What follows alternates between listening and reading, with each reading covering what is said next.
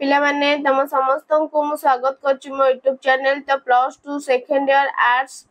तो arts science commerce पिला जो माने एग्जाम देथिलो तो पिला माने तमन माजे जोटे न्यूज़ ने आसी तो समस्ते जोड़ी हे कि रुओ एवं समस्ते देखो केही भी स्किप करबनी नले बुझी पारिबनी तो समस्ते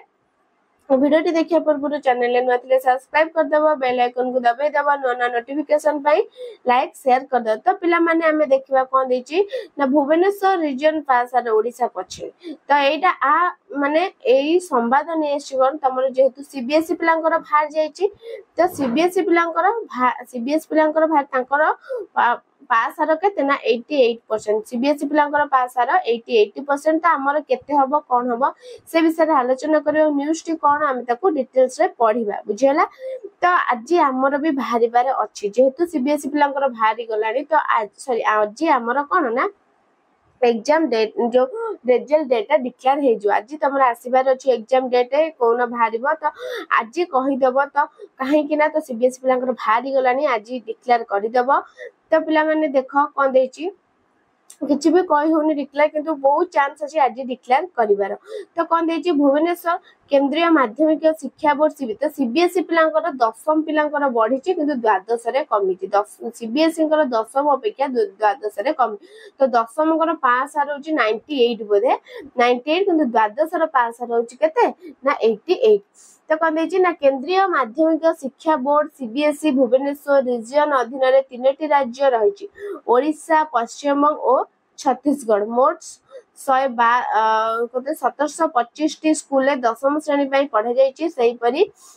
1323 टी द्वादश पढ़ा जाइए स्कूल रही मंगलवार प्रकाशित उभय दशम और द्वादश श्रेणी परीक्षा फल रे ओडिशा को पछरे पकाई पश्चिम बंग होची 1 नंबर रे अछि तो ओडिशा दशम रिजल्ट द्वितीय स्थान रे थिबा बेले द्वादश श्रेणी परीक्षा रे पूरा पछरे पड़ी तृतीय स्थान रे रहिछि गत वर्ष ठु चलित वर्ष दशम श्रेणी रिजल्ट पास आर ओडिशा रे बढ़ितिया बेले द्वादश रे पहुंची ना कमिछि दशम रिजल्ट रे पश्चिम बंग रो पास होछि 94.43% थिबा बेले ओडिशा रे केते अछि ना 92 केते ना 40 शतकड़ा छत्तीसगढ़ रा कते ना 90.52% रहिछि सेहि परि द्वादश श्रेणी पश्चिम बंग अछि 89.16 छत्तीसगढ़ रा अछि कते ना 82.87% पास आरतिया बेले ओडिसा रे केते अछि ना 78 कोन 78% 74 कोन ना सीमित अछि सीबीएसई तथ्य अनुसार दशम श्रेणी पाई ओडिसा रो समुदाय 60,578 जन पंजीकरण करथिले एथिरु 60,000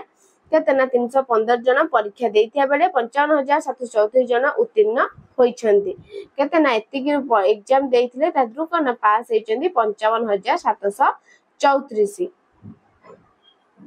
ओडिसा रिजल्ट 92.40% होइछि कृति छात्र छात्री मध्ये छात्री माने आगे केते ना छात्री माने झियो माने आगे अछन्ती छात्रंक पास आर 91.57% थे बेले छात्रींक पास 43.34% रहिछि सेहि परि भाबे द्वादश श्रेणी 41,051 जन पंजीकरण करथिले एतु 40,728 जन परीक्षा देथिया बेले 32,070 जन पास करिछन्ती मोट पास आर तांकर 78.74% छात्रंक पास आर 77 केते ना 5% छात्रींकर 80.77% बुझले पूरी चमकले छात्र छात्री माने अधिक अछन तो द्वादश रे केते तांकर पास आर पिला माने देखो द्वादश रे ना 88 पॉइंट केते कोनी 88% अछि बोली तो देखो द्वादश रे 88% तांकर पास आर अछि तो दशम रे 93 एवं द्वादश रे केते ना 88% तो ये नहीं घोषणा है तो व्यस्त हबार नहीं तमनकर आज नोटिस पळे आसबो आज भारी बोली पिला माने काहे ना जेहेतु तमर सीबीएसई पिलांकर भारी गलानी तो हमर पास आर केते ना सेही केते ना 80 रु 85 मध्य रे रहइबो बेसी रहिबोनी कि कम भी हेई पारे बुझला तो भलो हबो समस्तकर व्यस्त हबा नहीं हमर भारी रिजल्ट नहीं बहुत ना पूरा घन घन न्यूज़ तो पिला माने केतोले भारीबो कहि हबोनी तो आज मे बी डिक्लेयर हे पारे काना जेहेतु तमर सीबीएसई पिलांकर भारी गलानी तो हमर आज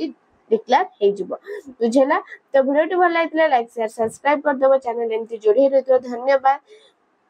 रहउची तो जय जगन्नाथ जय श्री राम राधे राधे।